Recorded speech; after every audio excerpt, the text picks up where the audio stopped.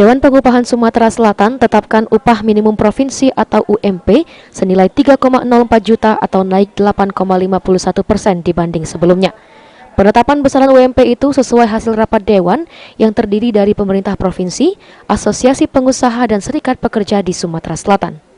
Kepala Dinas Tenaga Kerja dan Transmigrasi Sumsel Koimudin mengatakan besaran upah bayar akan mulai berlaku 1 Januari 2020. Jika dibandingkan sebelumnya senilai 2,8 juta dan tahun depan menjadi 3,04 juta dan kenaikan tersebut berdasarkan pertimbangan. Ya, kita hari ini Dewan Pengupahan Provinsi mengadakan rapat terakhir dalam rangka penetapan upah tahun 2020 dan sesuai dengan PP 78 bahwa upah ini mengalami kenaikan 8,51% dan secara resmi upah ini akan dikeluarkan surat keputusan oleh Bapak Gubernur melalui Biro Hukum untuk diberlakukan mulai 1 Januari 2020.